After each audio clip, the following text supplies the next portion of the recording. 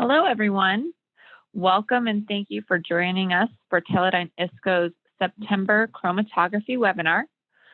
This month's webinar is focused on analytical to prep, our focused gradient generator and how to use it. Today's webinar is being led by Jack Silver, one of Teledyne ISCO's applications chemists. If you have any questions or concerns or comments throughout the webinar, please utilize the chat function within the Zoom platform and all questions will be answered at the end. Today's webinar is being recorded and will be available on Teledyne ISCO's YouTube channel later on next week. And at this time, I will turn it over to Jack. Hello, everyone. Good day. I hope all is well with all of you. Tori indicated that we'll be talking about our focused gradient generator, but I'm going to be talking about a variety of focused gradient generators and some of their advantages and disadvantages. So our agenda is what is the problem? And then we're going to talk about different techniques. We're going to talk about the time on target algorithm, which is a slightly different approach to the issue. And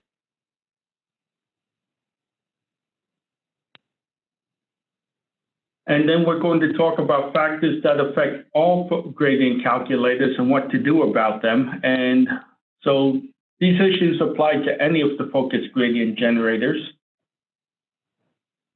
So the problem is someone synthesizes a compound, or they took a crude extract and they ran it on a silica column if you're working in natural products. They see the peak elute, and the question is how to develop a good method. Please note this peak on the analytical run over here that comes out in about 7 minutes. And with that, it doesn't show up. It doesn't come out at 100% B, obviously. So the question is, when does it come out? And you can see from the prep run, it really comes out at about 85% B solvent rather than 100%. For preparative gradients, our needs are, we want an efficient purification. That is, we want the compound pure. The method needs to be easy to develop, and part of an efficient purification means that we use the minimum amount of solvent needed. We want the method development to take very little time and solvent, and preferably working to an existing workflow. All of the methods that we will discuss require matching analytical and preparative columns, and if you think about it, it makes sense. C18 comes in a number of different sub-chemistries, if you want to phrase it. There's C18AQ. You have C18 that might be bonded, say, to a polymer, and that's going to run a bit differently than a simple end cap C18. And so if the compound elutes a little bit differently with the different C18s, going from an analytical to prep won't work very well. You're going to have selectivity differences. As an example, running a Phenomenex analytical in a Waters prep column won't work very well. One method that I very commonly see when I visit customers is this zone method. And the zone is very simple to use. It's actually very common. And the problem is that it's very fast to use as an end user, because you run your scouting gradient and the compound comes out at different places. And the question is you have to set up these different zones ahead of time.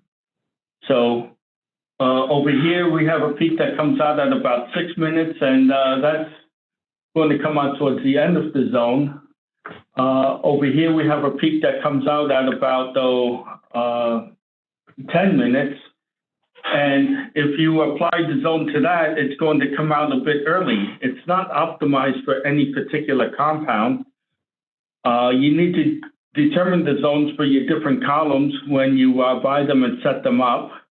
And the ionizable compounds that might elute at the beginning or end of a zone might not elute the way you hope they will, and we will discuss it a bit later. However, this method is something that I see in a number of labs, and it's easily implemented. And the reference for this is listed at the bottom right of the page here. Another common technique that I have seen in customer labs is something called accelerated retention windows. What you do is you run several compounds on an analytical scouting run. Then you run a scouting run on the preparative column with the same compounds, and that allows you to adjust the behavior between the analytical and the prep column. You then run a quick run to calculate the draw volume on your preparative system. And then you have to determine the elution for calculating the percent B or solvent from the graph over here. And what you see is that it comes out as a straight line. And so you can correlate very quickly the solvent composition required to elute the compound to the retention time that you see on your analytical column down here. Again, I list the pertinent references down here at the bottom, so one can look that up. Journal of Combinatorial Chemistry, Yan and Blom. There is one more step that needs to be done, though. You can use an analytical run to determine it, and what we're doing is we're looking at how much the gradient is delayed and how much is it delayed. So a very simple method that people can use is just simply add up the draw volume and the column volume. The draw volume is the volume going from the pump or the pump mixer to the top of the column, and it would include any loops that might be in the flow path.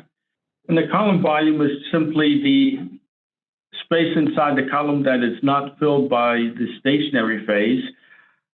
It's essentially the void volume. If we do this very simple calculation, we find out that the peak comes out pretty early. And if we go back over here, we're interested in the second peak over here. The second peak comes out, you can see a little bit of separation, but not very much. So that means that the solvent is still too strong.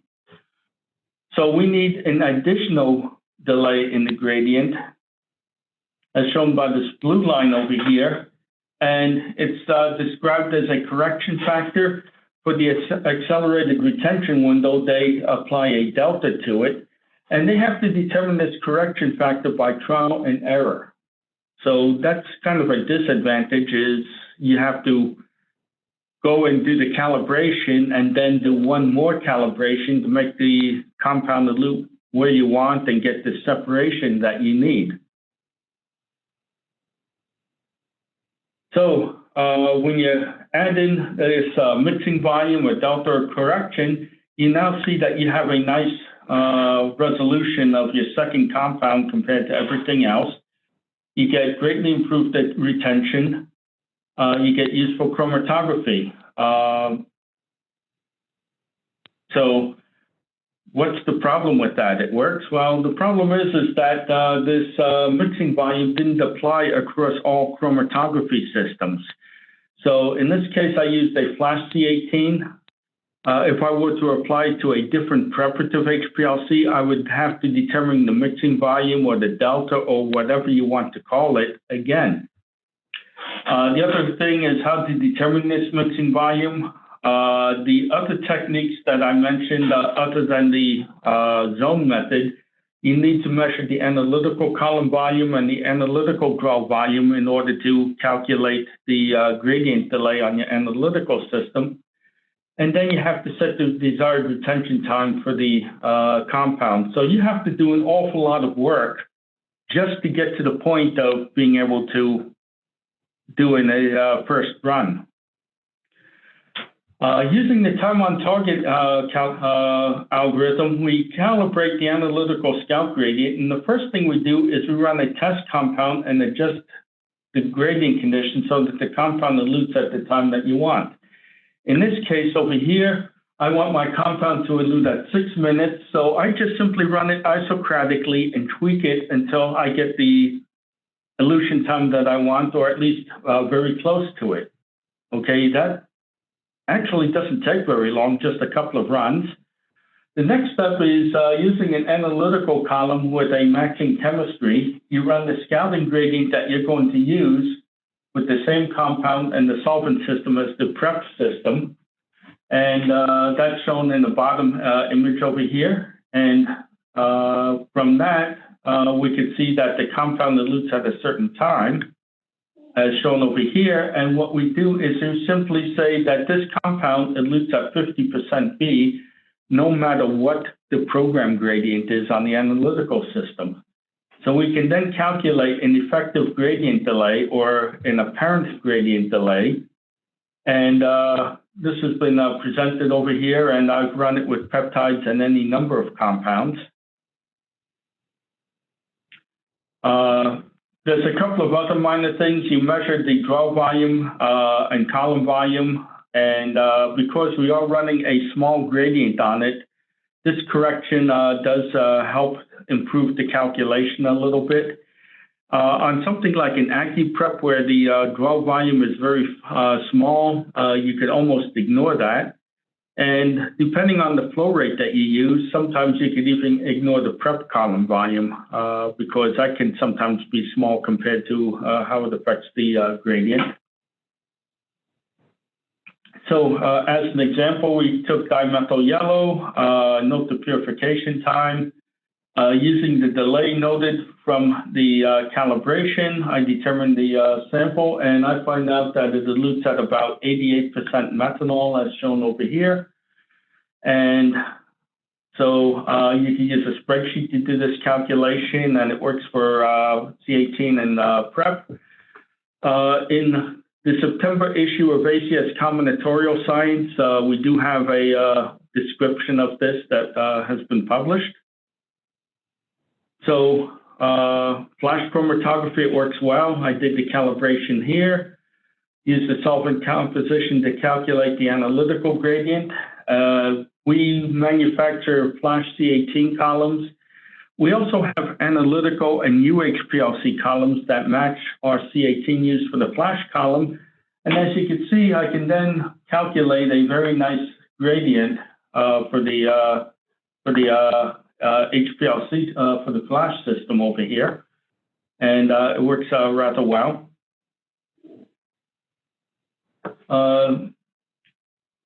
Using the focus gradient generator on the ACCQPrep, I can then do the same thing. It's built into the system, and this is the same compound run on a UHPLC.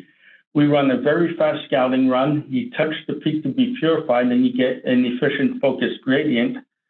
And it's much easier on the ACCQPrep because we simplified the algorithm, and we have a lot of parameters built in already. So what you do is you set up a column method, and that's part of installing a column. On the ACCQPrep, you tell it what size column that you have, and it then calculates a flow rate that you can change. And using those parameters, you can then set up a scouting run. The initial percent B are usually 5, 10, or 0% B. I usually use a focus range of plus or minus 5%, which is very nearly isocratic. There is the option of using a 20% range that many people use for the zone or other gradient methods that I described earlier. However, 5% works very well, and we've not had too many problems. We haven't had any problems with that. And the system defines the rest of the parameters based on the column size and flow rate that you use. After you do that, your focus gradient generator is ready to use. There's no further calibrations needed because we've done them all already. And it doesn't matter which C18 column you use either, ours or someone else's. So you select the column and you select the scouting method. 150 millimeter long column will have a 6-minute gradient, and other columns will have a gradient in proportion to that. And we have a 4.6 millimeter column that runs very well with a virtual small loop, and it runs at 1 milliminute, and we can use very little sample and very little solvent to run the column. So you run your scouting run and you get a chromatogram. Pressing the focus button over here opens another window that lets you choose a column that you want to use. And then you select a matching column for the purification, and then you then select the peak. And in this case over here, this little peak over here is the desired compound. You hit the focus button over here. It will then generate a flat focus gradient centered upon the elution for the desired peak. The compound typically elutes in 5 to 8 minutes, and using such a flat focus gradient improves the resolution and the loading.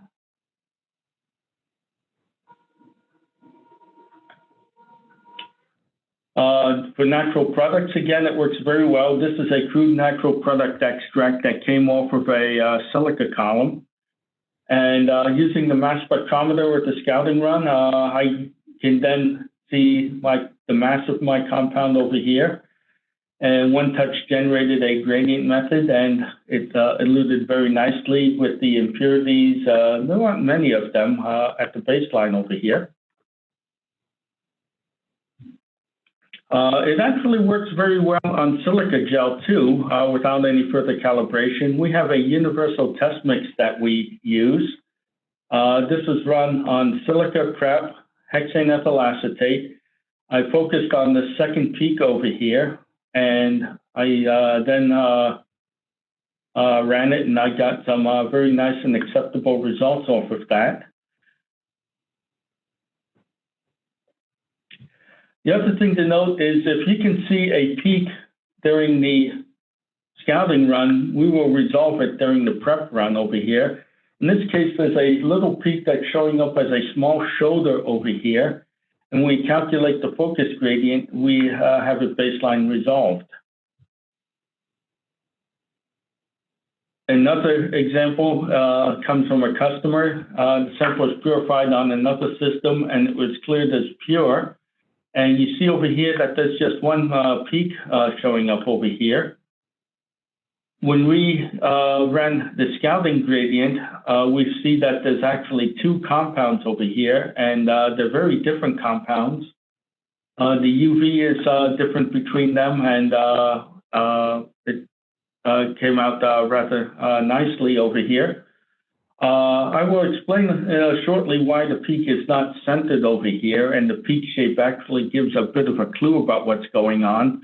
However, the compound did elute on the focus gradient, and we were able to resolve a hidden peak from the desired compound.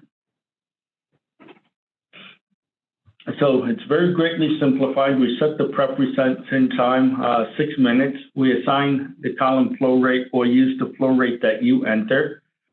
We measured all of the volumes to tune the focus gradient, so we know the draw volume. We calculate the column volume. We set the parameters for the scouting run since we already calibrated the gradient slope and flow rate, and we can scale to different column sizes. So we've run this with a 5-centimeter column and have gotten good results. Calculated gradients, whether it's the time on target algorithm or any of the other algorithms, have some limitations.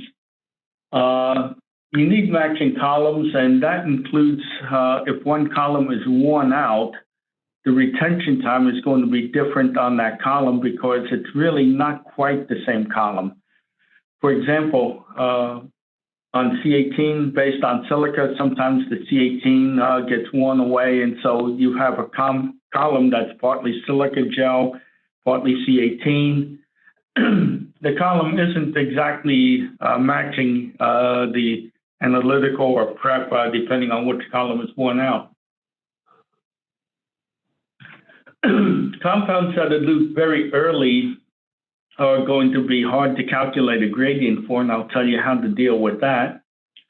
Compound chemistry, in particular ionizable compounds, behave a little funny, and we'll talk about that. And if you overload your column, that's going to affect your retention as well. And also, if you dissolve your sample in your strong B solvent, some people do that, it can affect the chromatography. And also, dissolving your sample in DMSO, too much DMSO can affect the chromatography as well. So a compound elutes very early. You notice that we have this analytical delay down here, this apparent analytical delay. A compound that elutes over here is going to elute with a different calculated gradient than expected. The problem is that all of us who calculate these gradients assume that the compound doesn't move until the gradient gets to a particular point, and then it starts moving at once, and we all know that's not true. A compound that elutes someplace over here is actually moving down the column. So what happens is we see the compound come out at some point, we calculate a gradient, and the compound usually comes out later than we expect. The way to deal with that is to make a scouting gradient, make a gradient from the scouting run initial point. So in other words, if you start off at 5% B, that's what you start your scouting run at, and then you try to end at about 20% higher than that data point, so a 5 to 25% gradient, and it should elute within that period. The zone method, they deal with that by just setting a defined zone over there that's different from the other ones. Another thing is to try an AQ type column. You can run that at 0% B, so it gives you a little chance of starting at a lower percent B and actually can give you better resolution. So in this case over here, I have a column, a regular C18 column, and C18AQ runs are at the bottom over here. It could not calculate a gradient with either column. However, you notice that the C18AQ column does show a little bit more retention than the regular C18. That's because I was able to start at a lower percent B, start at 0% B, because the AQ columns are resistant to phase collapse. And so I was able to get just a little bit more retention there. One question is, what do you do if you have several compounds that you're interested in? This happens commonly with natural products. Sometimes you might have a compound and you might want the starting material if you're doing synthesis work. The gradient is nearly isocratic, so how far apart can these compounds be? And also, where should I touch the screen to get them to run? So we have a scouting run using the time on target algorithm as implemented in PeakTrack. And I've determined that a range for the gradient is about 22% B, and using our default gradient, it's about 1.4 minutes separation between compounds, and we can run them on the same focused gradient. So purification of several compounds at once. If I go back to the top slide over here, to the previous slide over here, if I touched halfway between the peaks over here in the middle, what I'm going to get is this chromatography over here on the top run. The second peak just elutes past the end of the gradient. However, if I touch, going back over here, about 3/4 of the way between the peaks, in other words, don't touch straight in the middle, but touch 3/4 of the way through, what I find is that I can then get both peaks centered on the focus gradient, and I can get a nice run out of that. One thing that throws off any gradient calculation, with perhaps the exception of the linear solvent model, which is described by Snyder and Kirkland, Ionizable compounds can run poorly in focus gradient, and we can mix the compounds run properly with the modifiers, and we'll show you that. The problem is that the compounds are in equilibration. Acidic compounds are in some sort of equilibration between the free acid and its conjugate base.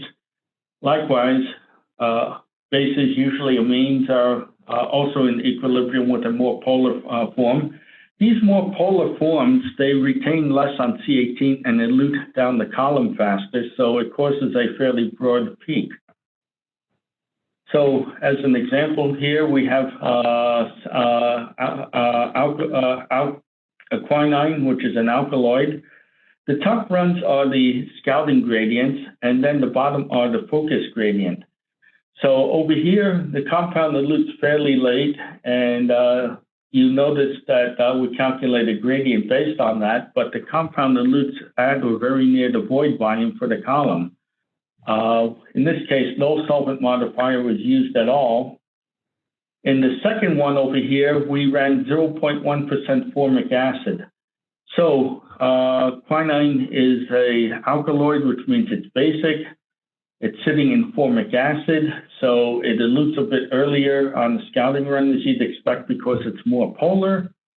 And that's reflected in the focus gradient being a much lower B solvent. And you see now we get a nice gradient and we get resolution from an impurity over here.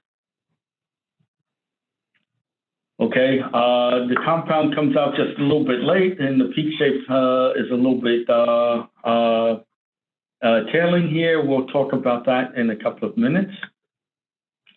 Another example over here is salicylic acid. Again, the top runs are the scalding runs. The left is no solvent modifier, and look at the peak shape over here. You see that it's fronting over here, and that's what you see in the focus gradient, which at least worked this time. In the second run over here, we ran 0.1% formic acid, and you notice that the main peak doesn't change very much with respect to the focused gradient, and the calculated focus gradient is actually pretty similar to the one run without the modifier, but the peak shape is greatly improved. So as you can see, the scalding peak shape often gives a clue that the prep run may or may not work very well. Again, the compound elutes at about 7 minutes on the focus gradient, and you might recall I mentioned the zone method and how that might have a problem with ionizable compounds. If a compound elutes very late off of in the zone, it's going to elute very late off of the focus gradient that the zone method will suggest that you use. And therefore, if it's eluting late off of the gradient over here, you might not see it during the focus gradient run off of a zone calculation. Over here, we tried to optimize the gradient for every compound. So if it elutes a little bit late, it doesn't really matter very much because you still get your compound purified. It still runs on the gradient.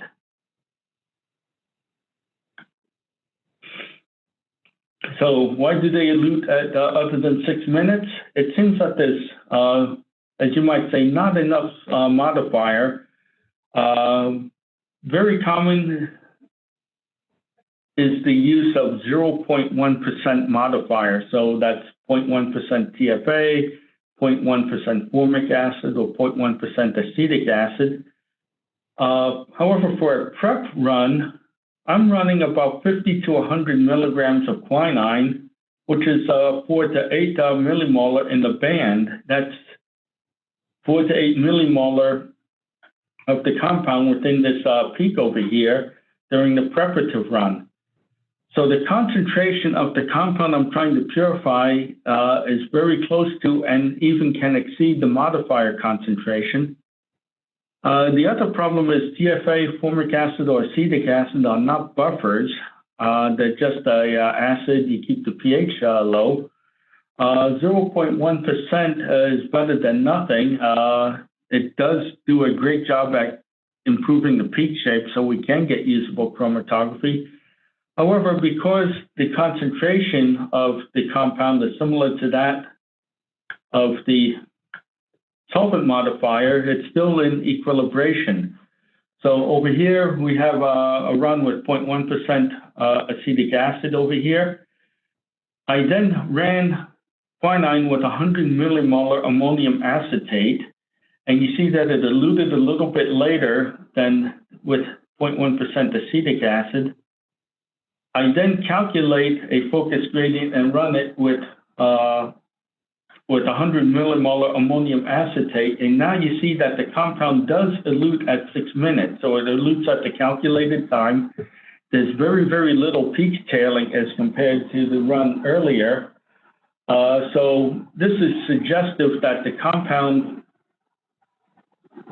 some of the issues with calculated focus gradients is simply a matter of kinetics with a ionizable compound and the solvent modifier. We have a compound that's a bit more difficult to purify over here. We have bromocuracil purple. Not only does it change its polarity, but it changes its structure such that this very, very polar sulfonic acid becomes a relatively very nonpolar sulfone ring over here. And we found that we could not use 0.1% acid to purify this compound. We still had bad peak shape. It would not run on the gradient, so we needed 50 molar sodium phosphate buffered to pH 2 to run it. While the peak shape is not beautiful, at least it's coming out in the focus gradient, and we are resolving the compound from the impurities over here. And this is a for real customer example. I'm not quite sure why they needed to purify the pH indicator, but they needed to, and they had a lot of trouble doing it, and we were able to purify it with the ACCQPrep with the focus gradient generator. One thing to keep in mind is we needed to use methanol here due to the buffer instead of acetonitrile. The other thing to note is this is sodium phosphate, and you can use it on our system, but it causes the pump seals to wear out a little bit earlier because as it's pumping, the solvent evaporates off of the piston when it's outside of the pump, and you get some microcrystals that cause the seals to wear a bit faster. There's some accessories that make the focus gradient generator more efficient. These include the auto sampler, so you can inject very large and small columns easily. A column switcher lets you run a 4.6 millimeter column and then scale up and save more sample. There's no reason why you can't run a scouting run and a prep run on the same preparative column, but the small column just saves solvent. Of course, the 4.6 millimeter column, the mass spectrometer allows you to verify which compound you want during the scouting run. For those of you that have seen our ACCQPrep in the past, we have some new hardware options. We run 150 mils a minute, wide auto sampler with more fractions. You can mix large and small sample racks and vials. Funnel racks, if you have a very large amount of sample to purify, and instead of purifying it into the test tubes or bottles, you could set up a funnel rack, and we can do sample overlays so that the same peaks go into the same container. Solvent modifier pump, waste select valve, so that if you have several different samples in the queue with the auto sampler, you don't mix up your waste with everyone else's just in case you have something of interest. We have reference chromatogram. I just mentioned the fraction overlays earlier. Those are used with time windows. We can run 6 mass traces. We can run a 4.6 millimeter column and have it run very well because we remove the sample loop during the run. You can also do an automatic no injection run with an auto sampler. That means that you can flush out a column in between runs or at the end of the day, so you can flush out any buffers or modifiers and help the column last longer. We just talked about the focus gradient generator, which is a new method of calculating focus gradients from analytical runs. And with that, that's my presentation, and I thank you for your time. And now we can take questions. Sure. Okay, so we have had one question come in so far. If you do have any questions, please utilize either the chat function or the Q&A function within Zoom. The first question is, I have a next gen is the only possible. Is this only possible in prep scale Combi Flash, or can I have it install this in the Combi Flash I have? So they have the next gen, and I wonder if this is possible. The answer is it is not possible at this time. If you want to run a C18 analytical, we have matching C18 columns, and if you get in touch with me or your sales rep, we can work out how to run these experiments that go from your analytical HPLC to your preparative system for C18. Is the focus gradient generator on the Combi Flash RF? That's an older system, and the Combi Flash RF won't have this built into it. However, again, we can work off the spreadsheet and from an analytical HPLC, as I just discussed.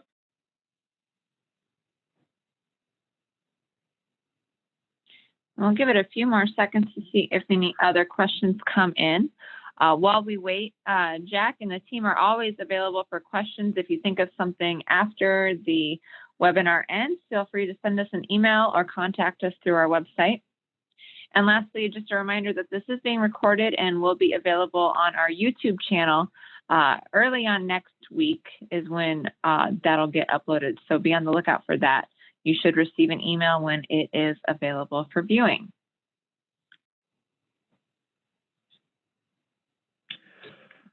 Is this only applicable for reverse phase is the next question. For the flash systems, unfortunately, yes.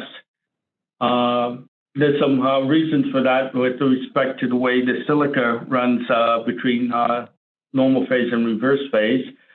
However, on the Prep LC system, on the ACCQPrep, we have run it with normal phase with silica gel, and it works surprisingly well with the same calibration that we use for reverse phase.